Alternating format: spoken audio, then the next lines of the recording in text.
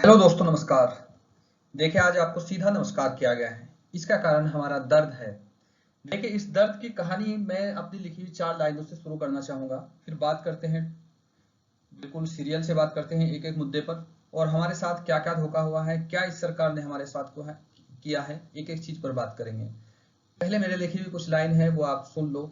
आपको अपना दर्द महसूस हो जाएगा हमारे साथ क्या हुआ है।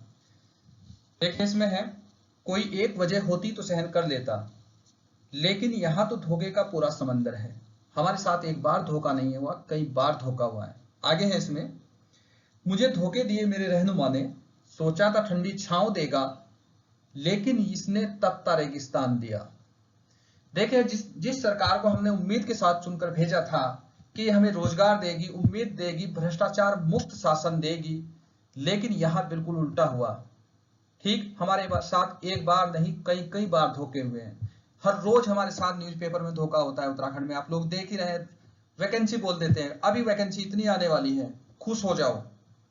अगर टोटल वैकेंसी न्यूज़पेपर की जोड़ ली जाए तो उत्तराखंड में लगभग 50,000 पद भर गए। इतना झूठ बोला गया, इतना धोखा हुआ है हमारे साथ।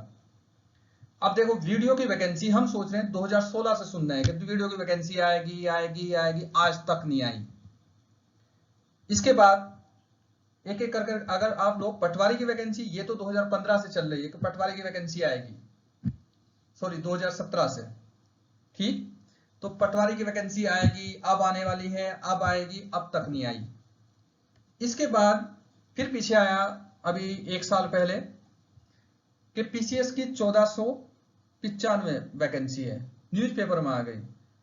देखो, न्यूज़पेपर में इतनी वैकेंसी दे दी कि ऐसा लगता है उन वैकेंसी, सारे वैकेंसी को जोड़कर हमारे सीएम साहब कहते हैं कि उत्तराखंड में -1 बेरोजगारी है। कौन सा गणित है ये, हमारी समझ में नहीं आता। उसमें भी वो बोलते हैं कि ये भी वो लोग होंगे जो विकलांग होंगे। अगर यहां -1 बेरोजगारी है तो हम कौन है? हम भी तो बेरोजगार हैं। आप लोग कौन है? आप क्यों, हम न्यूज चैनल चलाते, अपना यूट्यूब चैनल चलाते हैं, मैं देखता हूं कि लाखों हजारों लोग, अभी मेरा छोटा चैनल है लेकिन हजारों लोग मेरे पास भी हैं, देख रहे हैं इसे। तो आखिर वे कौन है? कोई इतने खाली लोग हैं कि उनके पास अगर रोजगार नहीं है तभी तो वो वीडियो देख रहे हैं, तभी वो तैयारी कर रहे हैं यहाँ। तो ये दर्द है, ये धोखा हुआ है हमारे साथ, हमारे रहनुमा ने किया। रहनुमा बोलते हैं सीएम को, जो हमारा गाइडेंस होता है। अब जब मोदी जी आए थे, बोला था कि 2 करोड़ रोजगार देंगे, प्रत्येक वर्ष 2 करोड़ रोजगार देंगे। कहां रोजगार देने के बजाय छीन लिया। बोले थे अच्छे दिन देंगे, अच्छे दिन के बजाय देख लो आप क्या अच्छे दिन है। अब मैं तो मोदी जी से यही कहूंगा कि आप हमें वो पिछले खराब दिन ही दे दो, कम से कम रोजगार तो था। अब सरकार इतनी निकम्मी हो गई, अब सीधे सीधे यही कहना पड़ेगा, और आप लोग हो युवा, आपको जागना पड़ेगा। आप पिछला इतिहास उठाकर देख लो, जहां भी क्रांति की है, जो भी समाज बदला है, वो युवाओं ने बदला है। सरकार पिछला इतिहास भूल गई। अगर सरकार को इतिहास याद नहीं है तो पिछला यूरोप का इतिहास पढ़ लो, या किसी और देश का इतिहास पढ़ लो, या फिर ज्यादा न जाओ अंग्रेजों का इतिहास पढ़ लो। वो भगत सिंह, कौन थे भगत सिंह? एक युवा था जो पूरी सरकार हिलाई थी। चंद्रशेखर आजाद पूरी सरकार हिलाई थी। सुभाष चंद्र बोस पूरी सरकार हिलाई थी। आप सोच रहे थे सरकार को हिलाने वाले कोई और थे, कोई और नहीं थे, वो युवा थे। वही युवा आप हो, उन्हीं का खून आप हो।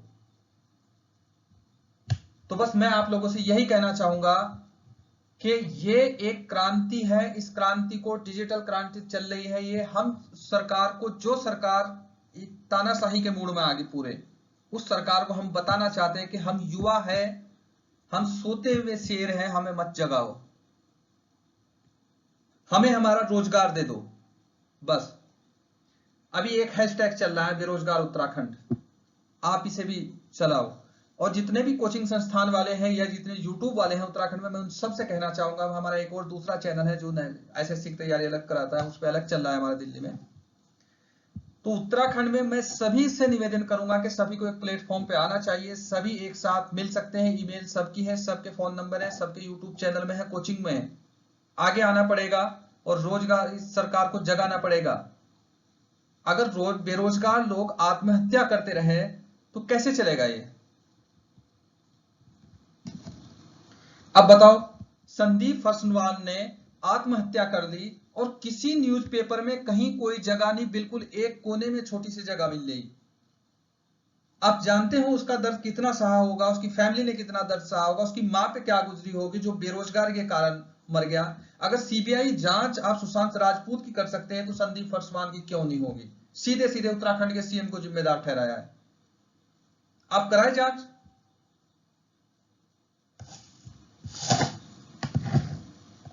अब क्या चाहते हो आप लोग? देश लोगों से बनता है, आप लोगों से रोजगार छीन रहे हो।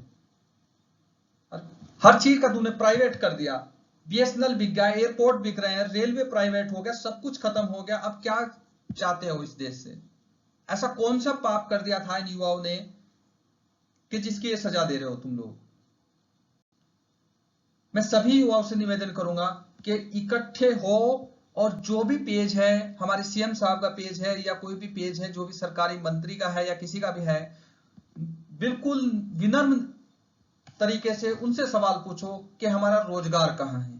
केवल इतना ही पूछो कि मैं बेरोजगार हूं, हमारा रोजगार कहां है। आपके अपने लड़के अगर बेरोजगार हो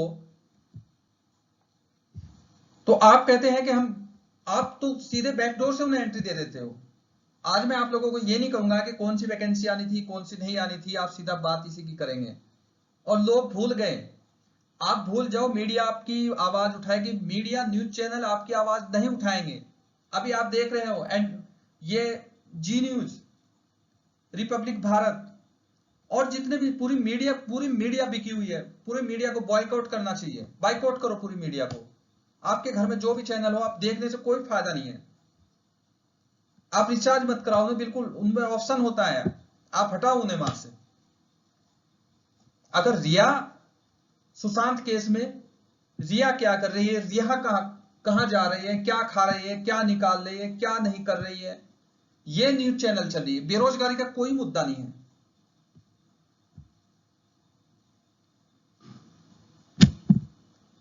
तो अगर ये ऐसे ही चलेगा तो फिर देश विकास नहीं करेगा, देश का विनाश ही होगा और हम विनाश होने नहीं देंगे। हम बेरोजगार हैं, युवा हैं। इस देश के लिए जो हमारे जो बड़े लोग थे, जिन्होंने अपनी जान देकर इस देश की आजादी दिलाई और इसकी आजादी बनाकर रखी, तो उस आजादी को हम बनाकर रखेंगे। ये क्रांति है, इन्हें रोजगार दो। और सरकार क्या कहती है? उत्तराखंड सरकार एक वैकेंसी एक बार निकालती है, ठीक है, नोटिफिकेशन आया, उसमें कुछ गलती कर दी, गलती की, फिर सरकार के पास गया, सरकार ने फिर कुछ किया, फिर वो नोटिफिकेशन जो तो आ गया, फिर उसमें कुछ गलती की, वो कोर्ट में पहुंच गया, और कोर्ट में पहुंचा, फिर कोर्ट ने ऑर्डर दिया, फिर उसमें कुछ चेंज हुआ, फिर सरकार के पास आया, सरकार ने फिर वापस भेजा। तो इस प्रक्रिया में कितना हो गया? 4 साल। अब एक युवा 4 साल तक वो इसी में अपनी जिंदगी बर्बाद करेगा क्या? आपको अपने बच्चों की जिंदगी अच्छी लगती है, आप बैकडोर से एंट्री कराते हो, पीआरटी से। हमारे प्रेमचंद अग्रवाल विधानसभा अध्यक्ष पीआरटी से अपने लड़के को अंदर करा रहे हैं। इसके अलावा हमारे मेयर गामा जी, देहरादून के मेयर, वो अपने लड़की को करा रहे हैं। भाई तुम्हारे बच्चे बेरोजगार हैं तो दूसरों के बच्चे बेरोजगार हैं। और आप सभी लोग जो भी ये वीडियो देख रहे होंगे, आप अपना जो भी आपका स्टेटस हो या फेसबुक पर अपना शेयर करो संदीप फसवान को। उसने अपनी जान देकर, अपनी जान आप लोगों के लिए दी है। उसने इस समाज को एक आईना दिखाना चाहा। अगर ये समाज अब भी नहीं देख रहा तो फिर कल क्या, कल हम मरे या कोई और मरे, किसी और का नंबर आए, हम मरेंगे तो नहीं। मैं किसी को सलाह नहीं दूंगा, बिल्कुल आप निश्चिंत रहें, हम लड़ेंगे, जीत पक्की होगी, हमें रोजगार भी मिलेगा, वैकेंसी भी आएगी, सब कुछ होगा, लेकिन वो लड़ाई से मिलेगा। आप कोई भी लोग ऐसा कदम मत उठाएं। रही ये सरकार, इस सरकार के लिए जैसे मैंने आप लोगों को बताया है हमें क्या करना है। अब जितने भी यहाँ कोचिंग संस्थान वाले हैं पूरे उत्तराखंड में, और जितने यूट्यूब चैनल वाले हैं जो अपना चैनल चला रहे हैं, सभी एक प्लेटफॉर्म पे इकट्ठे होंगे। एक हम ट्विटर पर हैशटैग चलाएंगे तो, और रिट्वीट करेंगे हम अपने सीएम को, या और भी लोग हैं जितने भी जो गवर्नमेंट बॉडीज हैं उन सबको करेंगे, उन्हें बताएंगे कि हम बेरोजगार हैं। आपको जागना होगा, उठना होगा, नहीं तो कल आपका वजूद ही खत्म हो जाएगा। जब भी इलेक्शन का टाइम आएगा आपको हिंदू मुसलमान में बांट दिया जाएगा। ठीक है, सरकार ने राम मंदिर बनाया, अच्छी बात की, आप बनाओ राम मंदिर। 370 हटाई, अच्छी बात की, आप हटाओ राम मंदिर, लेकिन हमें रोजगार तो दो। ऐसा तो नहीं करोगे कि आप राम के नाम पे हमें बेरोजगार कर दोगे। जो राम राज्य है तो उसी की तरह करो ना। राम राज्य में ऐसी स्थिति कहां थी? आपने सब कुछ बेच दिया, एयरपोर्ट बिक गए, सब कुछ खत्म हो गया, अब बचा क्या है? ठीक, ये भी तुम अभी आप देख सकते हैं जीडीपी का क्या हाल हुआ, -23% है। क्या हाल हो रहा, जीडीपी कहां जा रही? तो अगर 20 लाख करोड़ थे, में कहां गए? खैर उन मुद्दों को तो अभी जाना नहीं चाहता मैं, वो तो बड़ी डिबेट हो जाएगी फिर ज्यादा। हमें तो केवल आप रोजगार दे दो, और आपसे बस ये रिक्वेस्ट है, जितने युवा हैं आप इसमें पार्टिसिपेट करें। जितने भी हमारे फेसबुक पेज है, हमारे सीएम साहब का है और जो भी हमारे पीएम साहब का है, उन्हें आप कमेंट करें, उन्हें कहें, विनम्र तरीके से कहें, कोई बदतमीजी नहीं, कुछ नहीं, विनम्र तरीके से कहें कि हमारा रोजगार कहाँ है, हम बेरोजगार हैं, हमें रोजगार दो। आप कहते हो उत्तराखंड में आप मुर्गी पाल लो। अरे जब मुर्गी पालनी थी तो हमें तुम पहले बताते ना। हमारे घर वाले इतना पढ़ाई में इतना टाइम क्यों लगाते, तैयारी के लिए इतना पैसा क्यों लगाते? जो जिंदगी भर की कमाई थी वो हम पे लगा दी, अब हम कहां जाएंगे?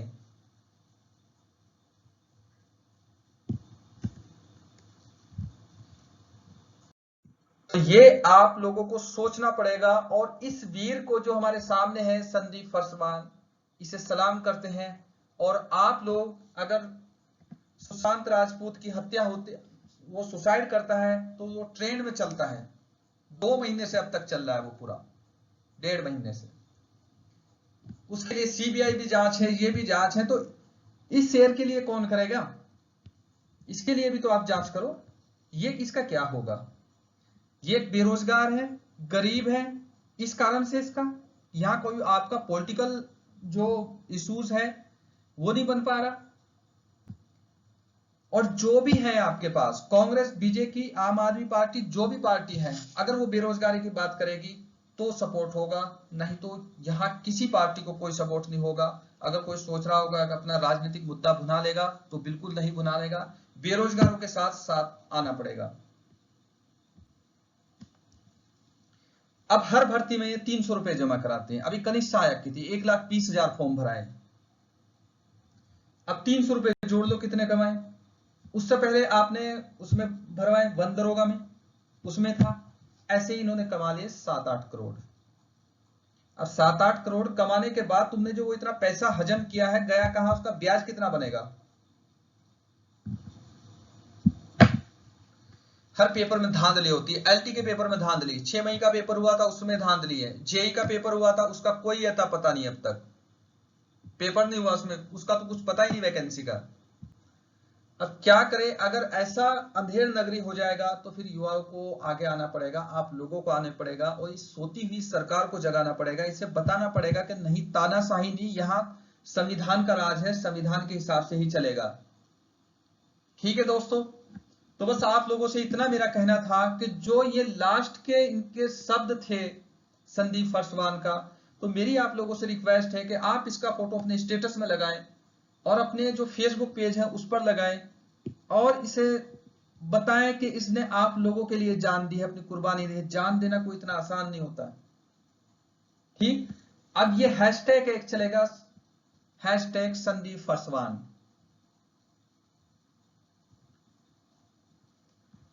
आखिरी शब्द थे, मैं फिर जन्म लूंगा मां, वन दरोगा की भर्ती पूर्ण करूंगा। अब कोई युवा अगर आत्महत्या कर रहा तो इससे शर्म की बात उस राज्य और उस प्रांत के जिले के लिए और कोई नहीं हो सकती कि एक बेरोजगारी के कारण अगर कोई युवा मर रहा, वो क्यों अपनी जान दे रहा। तो ये आप लोगों को सोचना पड़ेगा और साथ आना पड़ेगा। और जो लोग अभी नहीं आए इसमें, तो वो आए। ये अभी नेशनल लेवल पे एक आंदोलन चल रहा है पूरा, बहुत यूट्यूब वाले, कोचिंग्स वाले सभी चला रहे हैं डिजिटल तरीके से। हम उत्तराखंड में अलग से ऐसे ही चलाएंगे। तो सभी लोग उत्तराखंड में जितने भी कोचिंग्स वाले हैं या यूट्यूब चैनल वाले हैं, वो साथ आए और साथ आकर हम किसी एक दिन तय करेंगे जिस दिन हमें ट्विटर पर हैशटैग चलाने हैं। तो दोस्तों मेरा इतना ही आप लोगों से कहना है कि आप लोगों के पास जो भी माध्यम हो वहां इसे शेयर करें।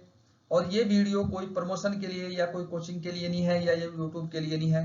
आप ये वीडियो लोगों में शेयर करें और बताएं, और आपके आसपास जो भी हो उन्हें बताएं इस सरकार की असलियत के कितना धोखा हुआ है हमारे साथ। फिर वही शेयर कहूंगा मैं।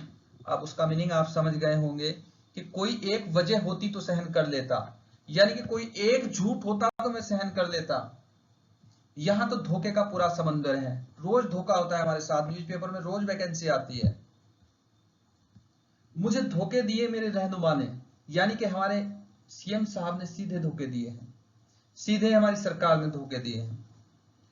सोचा था ठंडी छांव है, लेकिन यहां तो तपता रेगिस्तान है। सोचा था कि थोड़ा हमें कुछ नौकरी मिलेगी, रोजगार मिलेगा, थोड़ा सुकून की जिंदगी होगी, लेकिन यहां तो दुख ही दुख है। हमें केवल रोजगार दिखाए जाते हैं और छीन लिए जाते हैं। तो दोस्तों इन्हीं शब्दों के साथ मैं अपनी बात खत्म करता हूं। फिर मिलूंगा नेक्स्ट वीडियो में। बस अब हमें ये एक आंदोलन चलाना है और इसमें हमें साथ जुड़ना है। चलिए दोस्तों, जय हिंद, जय भारत।